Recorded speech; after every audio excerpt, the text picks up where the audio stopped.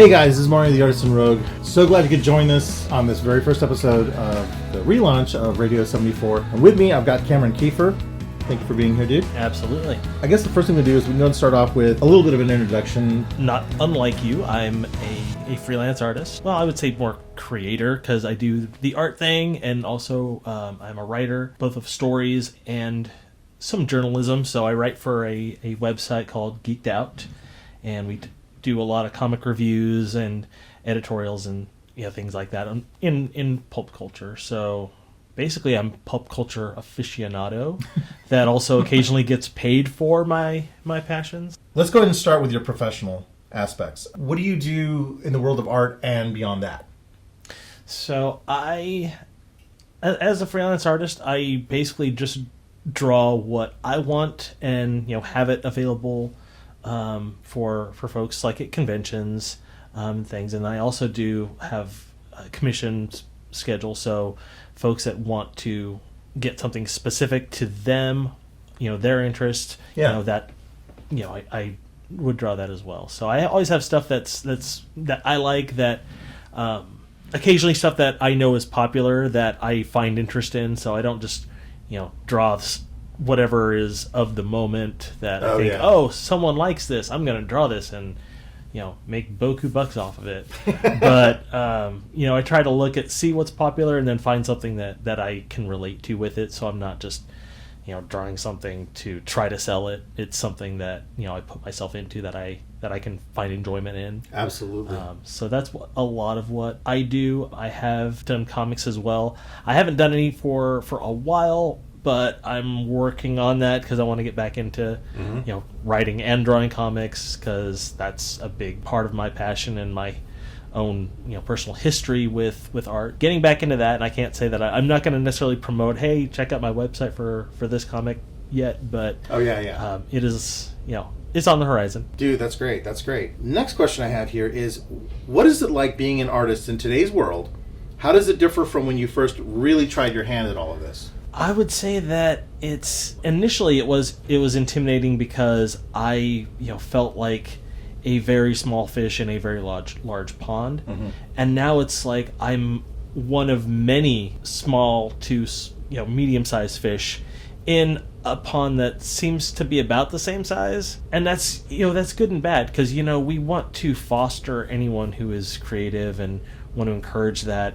If you like to draw. If you like to write. And, if you're good, put that stuff out there. As a creative type, we want to encourage that. It is a bit of a challenge now, because there are so many more people that have those outlets.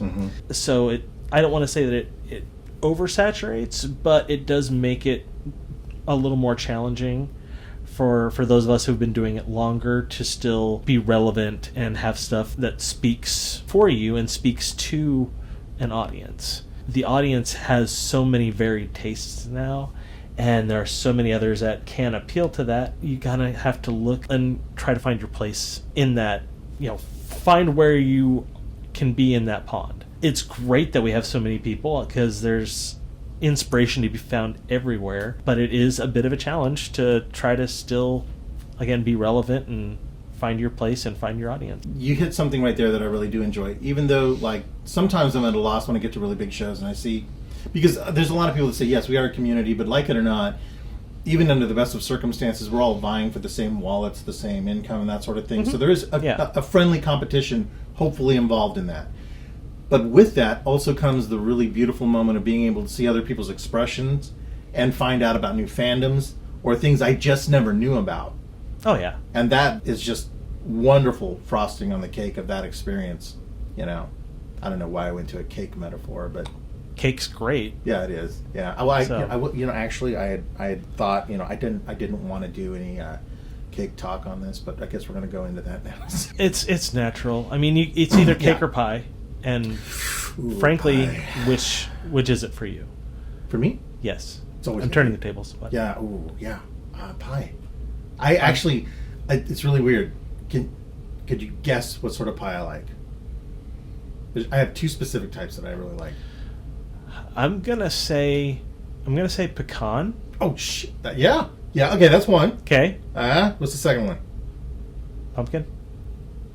Yeah, okay. Am I transparent? Holy crap, that's really good. I was going to say, disclosure, we've never discussed pie or cake before. No, yeah, this is not scripted. So, this is real. Okay, well, for you, cake or pie? Both are great if they're available, but I'm going to say pie. Okay. Apple.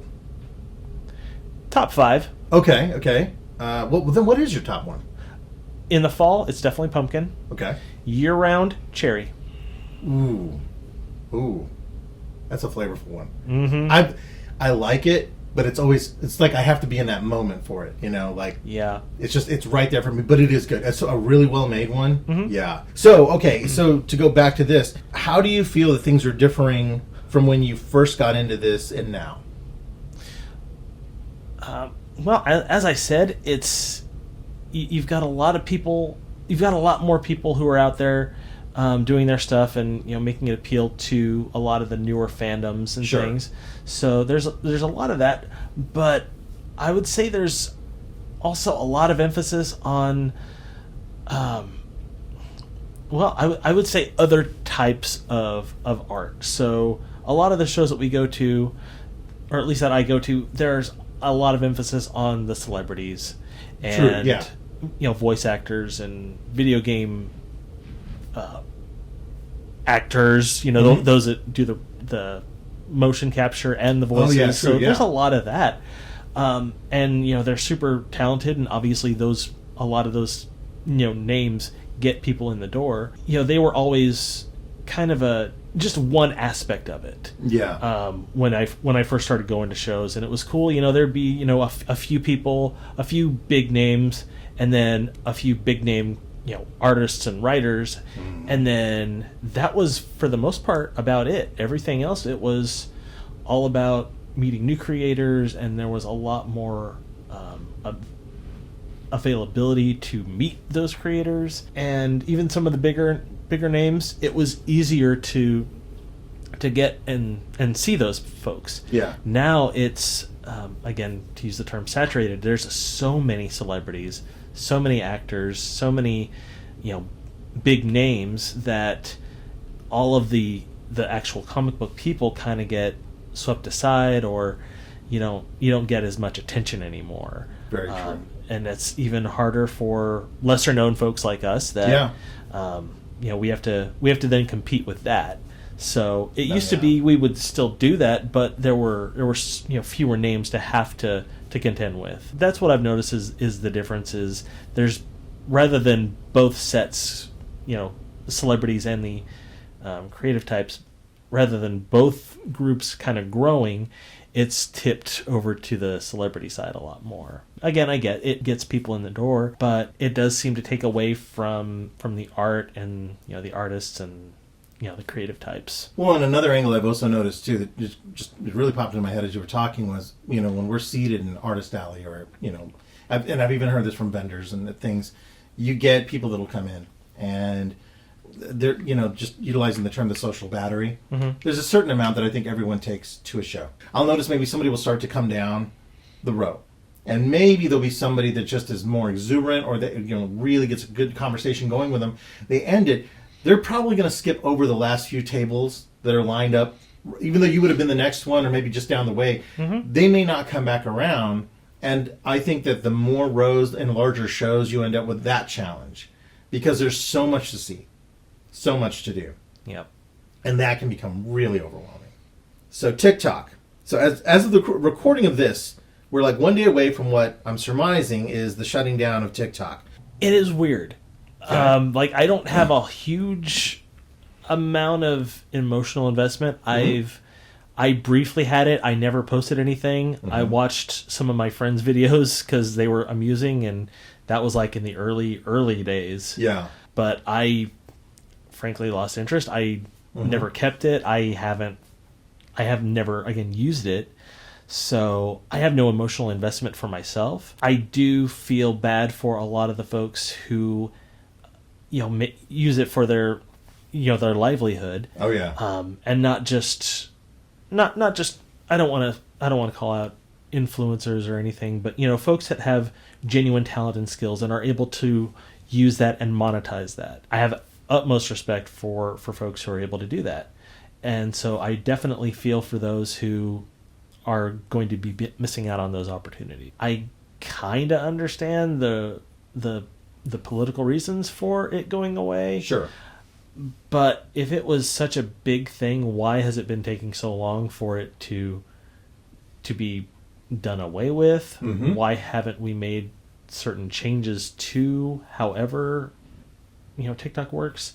It's not going to bother me that much, other than the fact that I'm going to know that there are people who are missing out and may have to find new outlets, and we all know that how hard that can be. Oh, yes. So my heart definitely goes out to those who are going to be affected by that. What are some of the most difficult challenges that you've encountered and that you've overcome? That's a good question.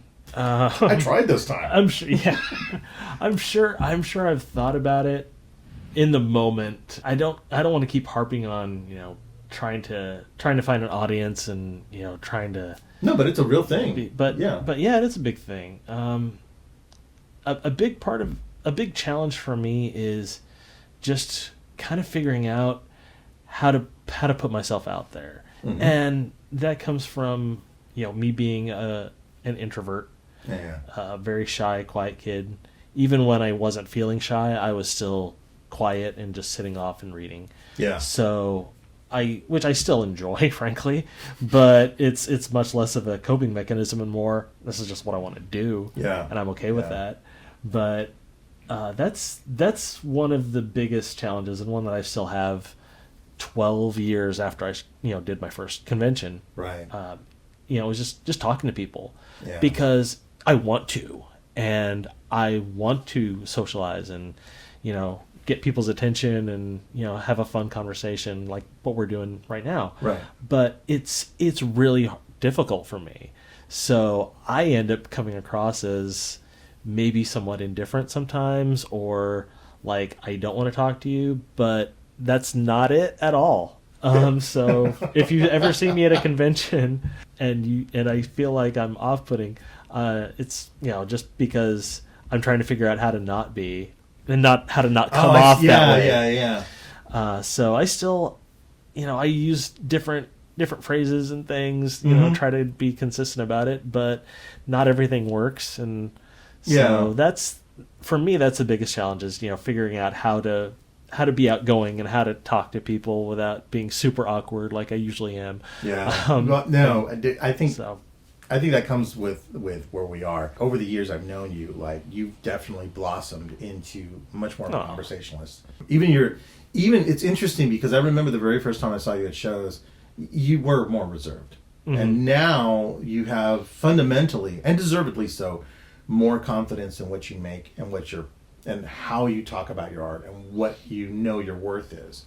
And that is huge, because there's people in this industry, even larger names, that struggle with that. So do you have one that you feel that you've managed to overcome, in a good way? I'll get back to you on that. I'm going to have to think on that one. I'm sure there is, and it's probably one that I'm overlooking or overthinking about. But totally. Yeah, we'll come back to that. Sure. We are our own worst critics. 100%. And something I struggle with is allowing myself to congratulate myself on something I do right. Yep. My therapist tells me this all the time. You should be proud of this. You mm-hmm. did do this thing. Yeah, but that was like last year. It doesn't matter. You still did it, Yeah, and with that, there is a fine line between, patting yourself on the back too much. Oh, yeah. And, not doing it at all. So, you do one little thing out of a huge thing, and you're praising yourself for it. That's something that I've struggled with. Yeah. Is the whole yay me.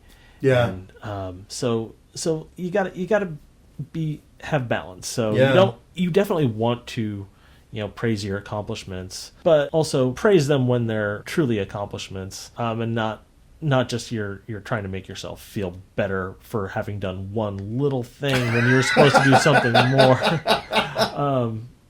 Not to dismiss that, of course. But I've been there. I know exactly what you mean. Yeah. be overly proud of one panel I drew or something like that. And I'm like, yeah, but I still got 90 more pages of ideas to work through. It's like, yeah, this is a good start. Like, yeah, I'll go. Exactly. Absolutely. I'll go get a cookie. But, no. So over the years, conventions have become more popular and larger as a whole, if not more numerous. Do you think that's a good thing? Yes and no. Okay. So I think it's good that more people have access to them. Yeah. Because, growing up based in Topeka, and for the longest time, we never had conventions. Right. We maybe had one every couple of years, and then for even longer than that, we had nothing. Yeah. So it's definitely a commodity in a city like this. So having a Topeka show, even once a year, is huge. It's really cool for us. Yeah. So I think it's really important to be able to have shows that are accessible to people.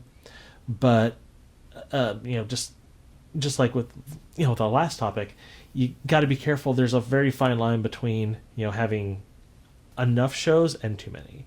And when you have too many in the same area, it can be a bit much, not just from the creatives who were trying to do every show or take every opportunity, but also the fans and the people that want to go. Sometimes there's con fatigue is definitely a thing. Oh my god, yeah. So if you have too many shows in too short a period of time in the same location, it can definitely be a lot, because it's like you don't want to have to try to go to every single one of them. Yeah. And of course, when the fans and other folks have that kind of mentality, it's like, well, which of these shows that you go to or try to exhibit at are going to be successful? Very true.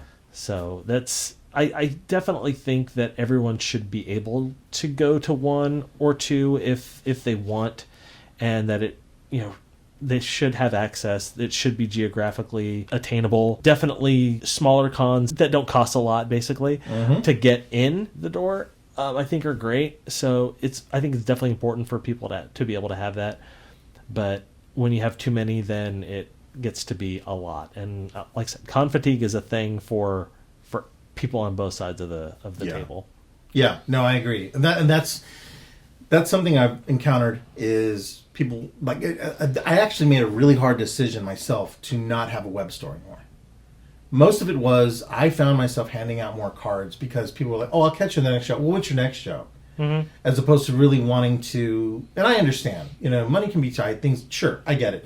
Everyone has a budget when they go to a show. I don't care who you are. You have a budget. Oh, yeah. I would almost prefer that somebody just took my business card and was like, and that's it. I don't, personally, I don't need the platitudes that come with it. And the only reason I'm going into that is because with so many shows happening, you're right. It's kind of a gamble. Like, well, what show do I want to go to? Every show is trying to be everything. Oh, we got a room with video games. Oh, we've got cosplay. Oh my God, we've also got this. And we got bocce ball or whatever, different things. I don't think bocce ball. But, my point, I don't even know how that would work. What is bocce ball? Do you actually know what bocce? I don't know what that is. The last time I saw it, it was kind of like skee ball and bowling had a baby. Oh my, really? And that I could be completely wrong. I want that to be real. That could be right. Oh my God. The bowler in me wants that to be real. Yeah. We'll have to look after this. Nobody fact check this because clearly we're not sure. No, we're not. We're not. I didn't think we were going to be talking about bocce ball, but No one ever expects to be talking about bocce ball. No. In fact, I can't even think of a conversation until just right now where I was like, what is bocce ball?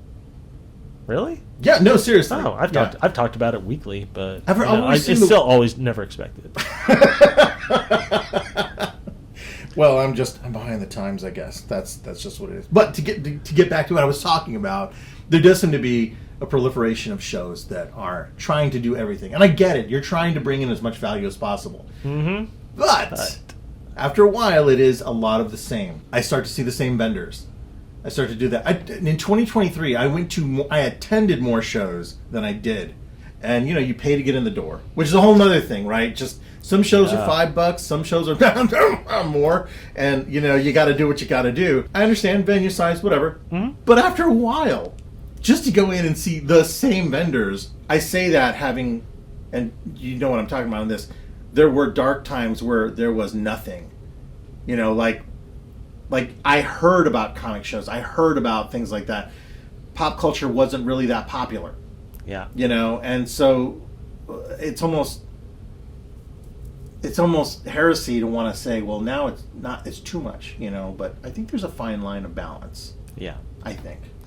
And I mean, we even encounter that with the stuff that, you know, the creatives that take to their show, because some of us want to be able to do everything and have everything. Truth. But it's really hard to figure out what's going to appeal to everybody, what's going to appeal to this group or that, and what's niche, what's mainstream, and that's another challenge that I've had to face is, you know, what do I want to have something that is very, very niche and will only appeal to a certain group, but it should appeal to everyone in that group. Every year I try to kind of predict, like, okay, I'm going to order X amount of this print, or I'm going to get, maybe I'll try keychains this year, or just, you know, just something maniacal that future Mario, common sense Mario, is like, what are you doing? Because you know that's not going to sell. It's just you just made it, so you're really happy with it, and it is good, maybe, you know, because you don't know. It's not even about my opinion. It's about me taking it out there and somebody going, I want that enough to buy it, you know, and not just that, but I chose you out of the other 50 tables around here with similar things. I want to buy that thing, and that there's nothing more lonely for me than when I do inventory at the end of the year, and I'm like, this didn't move at all. Yep. I have extra large coasters that used to be prints now. You know what I mean? Like, what am I going to do with this? Right. And it's terrible because then, like, my mind immediately goes, because I do all my printing in-house. Okay, except for the smaller ones now. I outsource that. But all my larger work I do in-house. And all I can think of is, first of all, printer, ink, you know, as we all know, is made from unicorn blood. But then also the paper and everything. I'm constantly, like, I start to think of all the crazy things I did. Like, I'm looking for printer paper on sale. I'm buying in bulk. The storage of all that, the poly bags, that's just one item. I marvel at the people that come to shows and it looks like a Spencer's Gifts. You know, like, and I'm not even like knocking them. I'm saying, how did you do this? Like, they got acrylic figurines. They got, like, there was one at an anime show I went to, and I could not get over how much product placement they got into a 10 by 10 foot square. I was completely blown away. Because it didn't matter what part of my lifestyle it encountered, they had a product that worked for it. And that is completely mind-blowing. It's also, that's got to be a personality type that I am not. Because my ADHD cannot exist there. It just can't. Because then you start getting into the investment, the time, the marketing, which is a whole nother thing. Oh, totally. But the moment I have to try and, like, do something like wordsmithy or talk about myself online... Yep. Oh my God, I am insufferable. Like, I hear myself and I'm like, this is, why do I sound this way, you know?